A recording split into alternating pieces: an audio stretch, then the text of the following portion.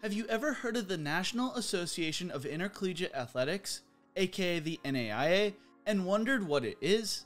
In this video, we are going to talk about what the NAIA is and what makes it different from the NCAA. Now, let's get into it.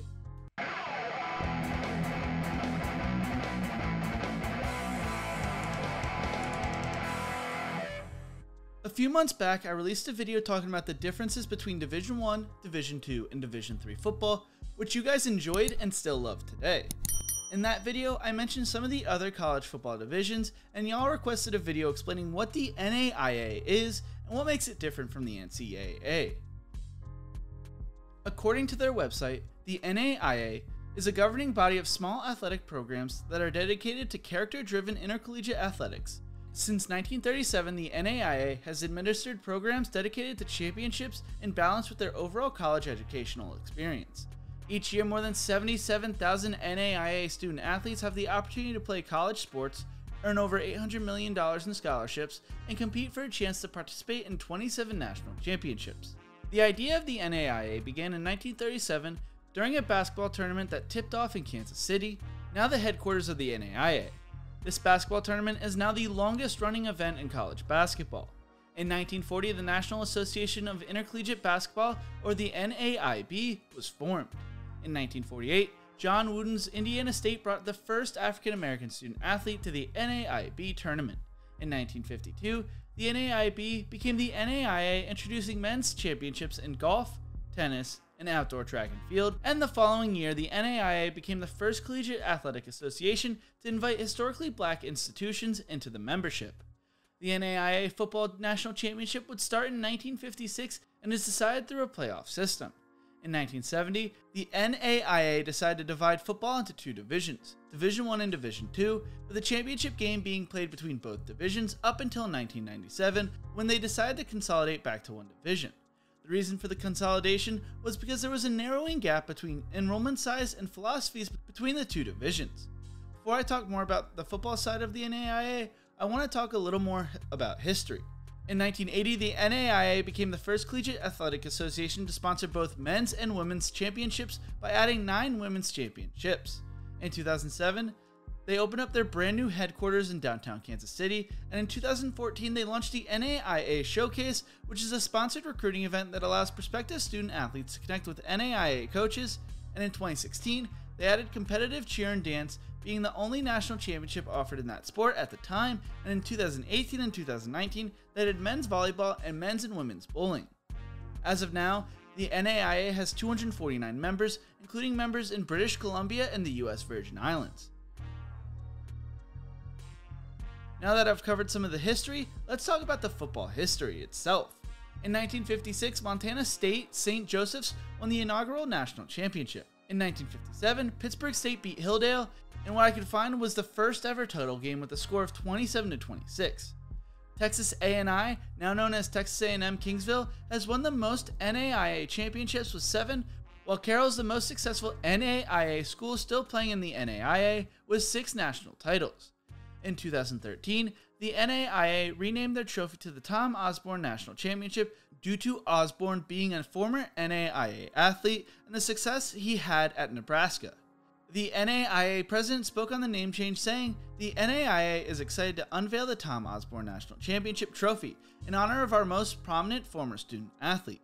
Even before there was a formal Champions of Character program, Osborne exemplified the 5 core values during his time as a student athlete and has continued to do so during his tenure as coach, politician, and athletic director. Most recently, Lindsey Wilson, located in Kentucky, beat Northwestern, located in Iowa, in the 2020 national title game that was played on May 10, 2021. When comparing the NAIA to the NCAA, the NAIA's main selling point is the cost of running athletics, saying, when it comes to the College Athletic Association, how do you know which is the best fit for your institution? It comes down to priorities. If your school wants to be nationally competitive at a reasonable price, while driving enrollment and supporting the school's bottom line, the NAIA is the best association for you. NAIA schools measure success not just by game scores, but by their financial bottom lines too. Their NCAA counterparts spend an average of 60% more on athletics. Regardless of their size, all schools are in competition for students. Student-athlete participation at NAIA schools has increased over 40% in the last 5 years. That's good news for student-athletes and provides vital support and financial stability to our member institutions. Terry Connor, the athletic director at Thomas More University in Kentucky, spoke on the move from Division III to the NAIA, saying, "Moving from NCAA Division III to NAIA has given our whole athletic department a boost, financially, in recruiting, and it's been a definite step up in competition for all our student athletes. When it comes to the athletic competition, many people compare the NAIA to Division II. The NAIA also is comprised mostly by smaller private colleges. The NAIA also took some shots at the NCAA Division II level when it came to the schools leaving them.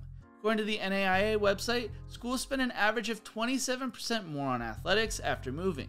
They increased their spending on student athletes by 13%. Those schools also saw a slight decline in enrollment and fell in the Directors' Cup rankings with the exception of one school. When it comes to schools moving to the NCAA Division III level, they spent an average of 66% more on athletic operations, increased spending per student athlete by an average of 40%, saw an average 16% decrease in enrollment, and fell in the Directors' Cup rankings. The NAIA writes, NAIA schools don't have to have the deepest pockets to experience competitive success. The focus is where it should be, on maximizing your institution's return on athletics, through enrollment, student success, and financial viability. The interesting thing to me is the NAIA runs things like a business, like the NCAA, but is willing to admit they are a business when the NCAA still runs on the message that the athletes come first. So, if you are a student athlete, what should you consider when choosing between a Division II school and the NAIA? Well, according to United Sports USA, the average scholarship given out by an NAIA school is $6,000 compared to the Division II schools, which are $5,000. The athletics and academic standards are not as high as the NCAA, and there are fewer rules around foreign athletes. Division II schools can offer up to 36 full-ride scholarships, but they are able to split them up any way the schools would like.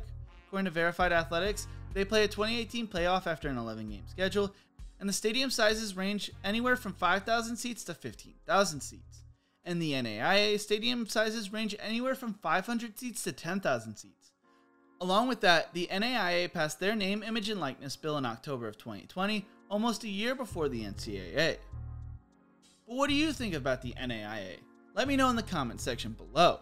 Thank you so much for watching. If you enjoyed this video, check out my other videos right here. Don't forget to leave a like, share, and subscribe to the channel, and as always, remember to embrace the grind.